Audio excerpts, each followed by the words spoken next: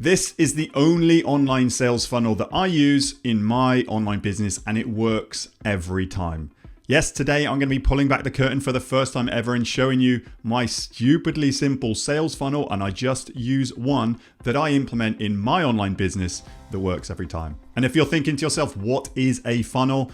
A funnel is simply a series of messages leading a prospect or a potential customer from one page to the next and calling them to take action. So for example, if you are a content creator, putting content out there in the world to actually solve a problem or help someone or even get results in advance, that could be your message. And then you could have a really simple call to action or next step or link for them to actually go through and actually see the next page. That could be one step in a funnel. And the next step in that funnel might be calling them to action, either to pay with their email address or even buy something from your homepage. And it doesn't really matter where you choose to start your funnel. They all work if you are focusing on LinkedIn, Instagram, YouTube. They all work if you are consistent on that platform and you give that platform exactly what it wants. So if you've been following any of my content for a while now, I have been focusing on the YouTube platform, and I'm going to dive straight on over into my YouTube analytics. I'm going to show you my stupidly simple sales funnel. So here we are inside my YouTube studio, and from my dashboard, I would simply navigate to analytics. And this might surprise you. This is going to be really, really simple, but we're going to go last 28 days, this date range, going into your content, and then click on the All tab. And now if you are trying to grow a YouTube channel, this is, it's all here for you. YouTube now gives you everything you need to see in order to focus and analyze and improve your sales funnel. So what does this figure mean? This is impressions, views from impressions, and then watch time from impressions. So basically an impression is anything that YouTube shows your thumbnail or shows a picture of your channel. And an impression just means that it has been impressed on someone's pixels. So someone has actually seen it, and people may click on that to then go through to your channel or through to your videos.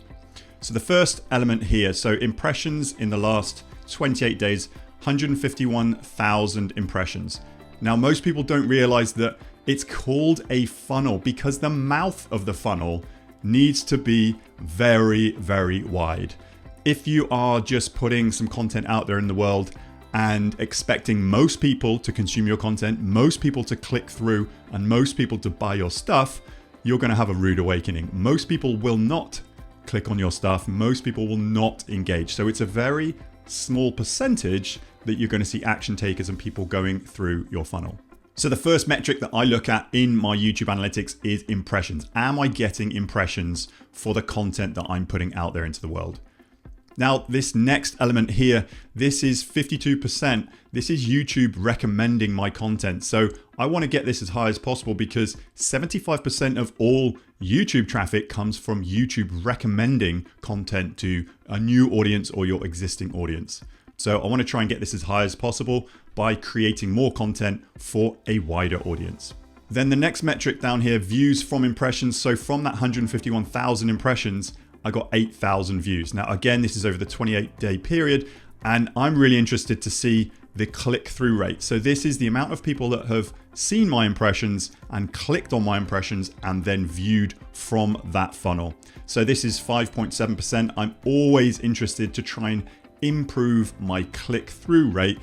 YouTube really likes your thumbnails if they have a high click-through rate. It means people are engaged with that thumbnail and they click through. The higher the percentage, the better. And the next metric from those 8,000 views is watch time. So YouTube's metric is watch time. YouTube's currency is watch time. So YouTube wants as many eyeballs on your channel and the whole of YouTube so it can run ads. It is a company, it's a profit-focused company at the end of the day. So it wants as many people watching as long as possible. So my watch time from impressions, 454 hours, again in the last 28 days.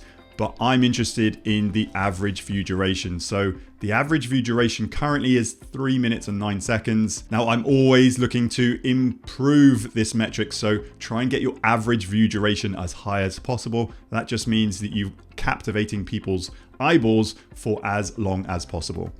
So this is a simple funnel, and this is the last 28 days, and this is across my entire channel.